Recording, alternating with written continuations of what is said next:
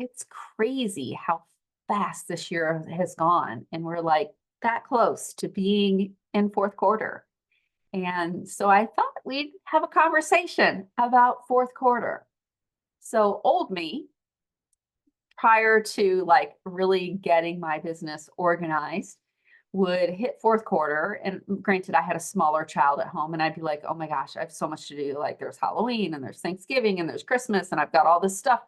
And so I would kind of just phone in my business. I mean, I took care of my clients, I took care of the things that were on my schedule, but I quit working on my goals. I quit working on the things that I had said I wanted to do that year. And I'm like, I'll pick it up fresh in January. Like, I've too much on my plate. That was the old me. The new me handles fourth quarter a little bit differently. And I thought I would share how I kind of approach planning my fourth quarter, because there might be a little nugget in here for you. So if we've not met, I'm Vicki Eyeball. I am the founder of Know You to Grow You Business Coaching. And this is Teach Me Tuesday. I do this every Tuesday. I bring some sort of topic and share something that could help you. So let me start with, I have like my checklist that I go through, and I kind of do this every quarter, but this is really important for fourth quarter. So the first thing I do is to look at, like, what have I accomplished? Like, let's look back at how far I've come. If you've ever like climbed a big hill or a mountain, sometimes you're just chugging along, chugging along, chugging along, chugging along, and you stop to like look back and you're like, holy crap, like, look how far I've come. Like, I started way down there. We do the same when we're looking at our business, or if we had other goals we set. Like, how far have I come? And not in comparison with other people, but in comparison to where you started. Because even if you're only a quarter of the way there, you're a quarter of the way there. Like, that's awesome. So celebrate the progress you've already made.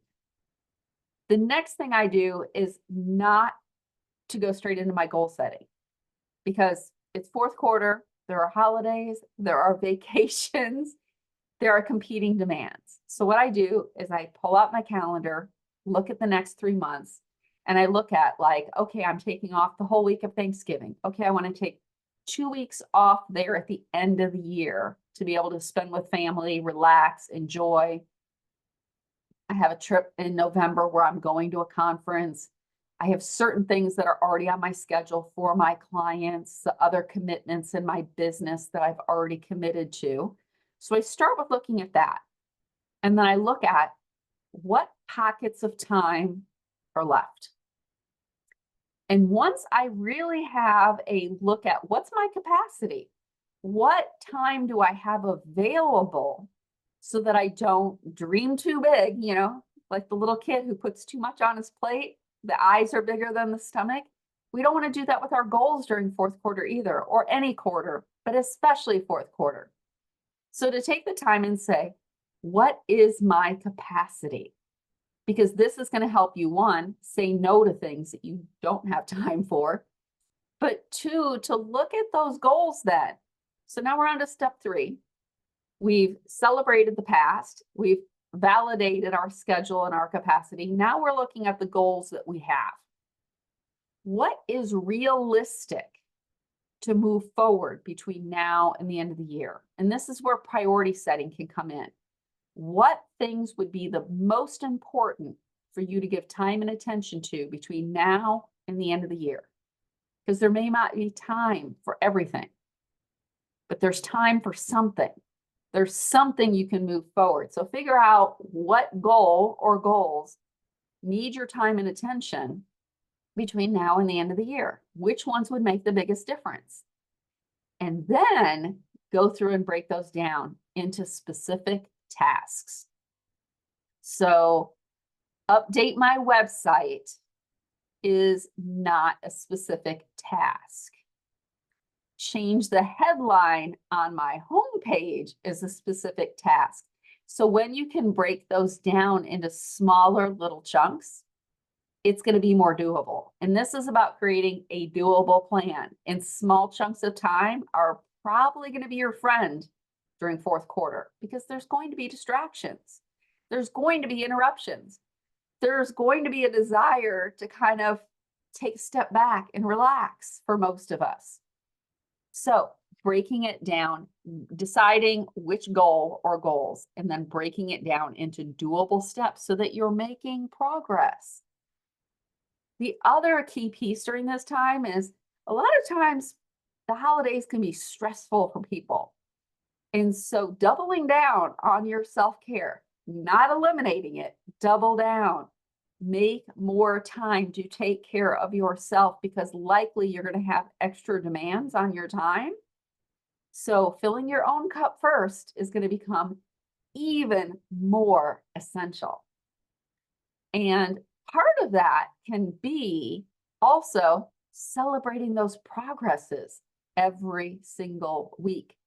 Do it more frequently. Sometimes people don't celebrate until they achieve the goal.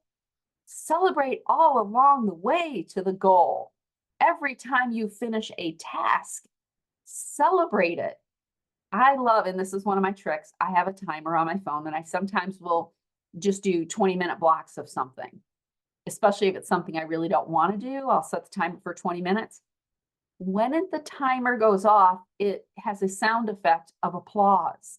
Like I'm celebrating that I just finished 20 minutes of focused work.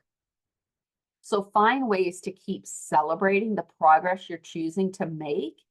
And know that when you choose to do things this way during fourth quarter, you get to end the year feeling really good about what you accomplished. But more importantly, you get to start the new year from a higher spot on the mountain because you've continued to take steps going up towards that goal. Even if you didn't achieve it, you are closer than you were.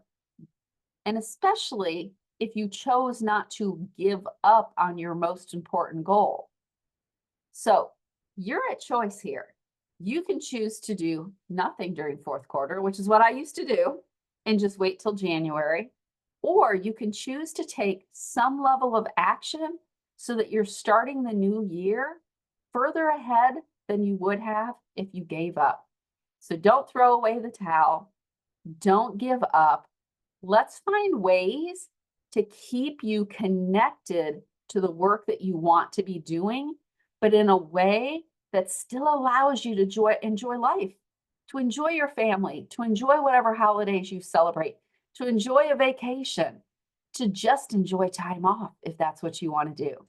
So until next week, this has been Vicki Eyeball with Teach Me Tuesday.